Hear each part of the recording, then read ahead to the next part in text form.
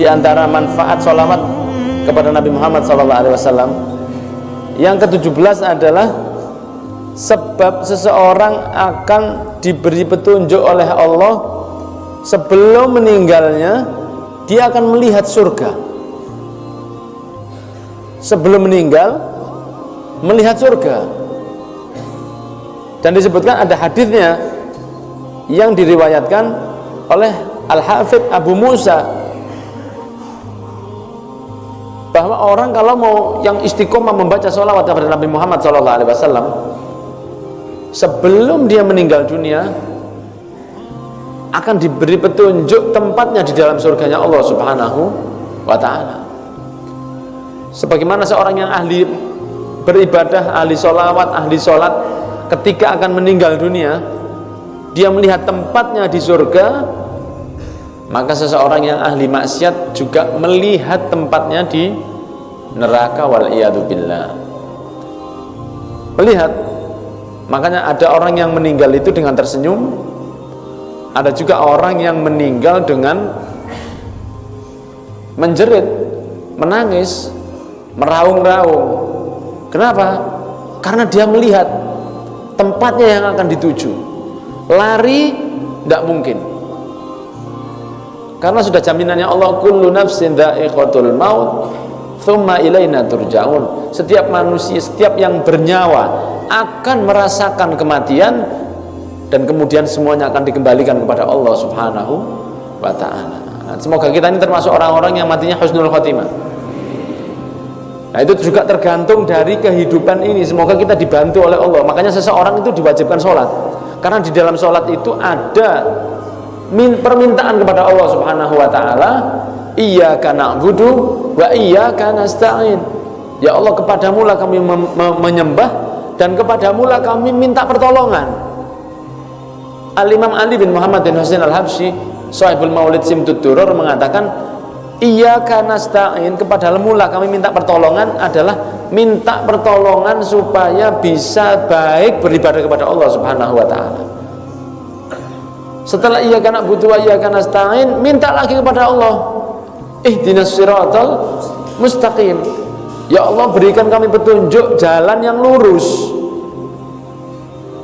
Subuh 2 kali berdoa seperti itu dalam Fatihah, Zuhur 4 kali, Asar 4 kali, Maghrib 3 kali, Isya 4 kali, belum tambah rawatib, belum duha, witir, istikharah, hajat, tahajud, dan lain sebagainya. Seseorang yang terus mengulang Fatihah, Fatihah, Fatihah, Fatihah, terutama di dalam sholat, maka dia minta petunjuk kepada Allah supaya diberi jalan yang lurus. Ihdinas siratal mustaqim, berikan kami petunjuk yang lurus, jalan yang lurus.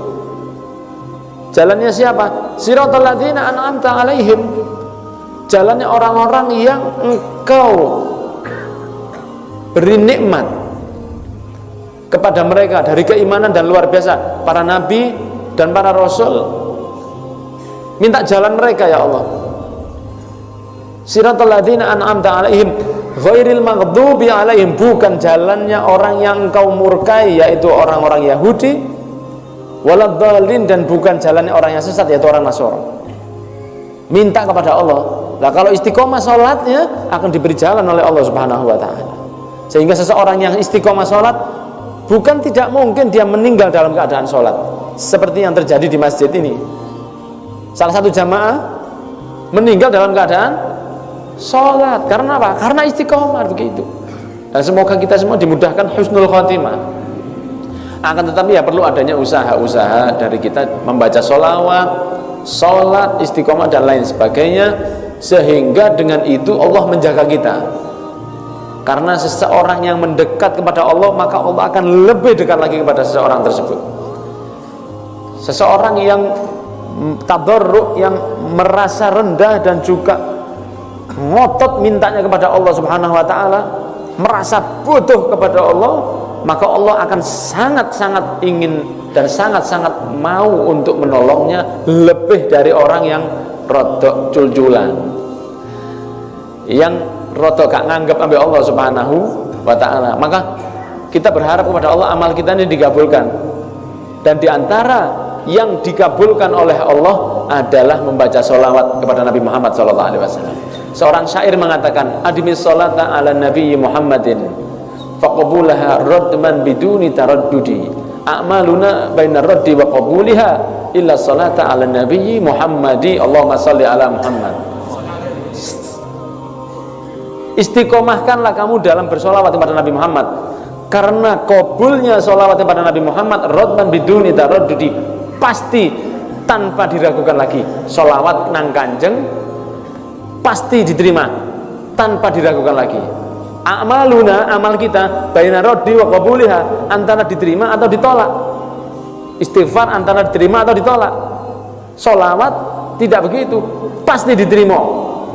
Walaupun pasti kadar yang orang khusyuk luwe diterima timbangane sing ambek mangan gedang goreng delok TV.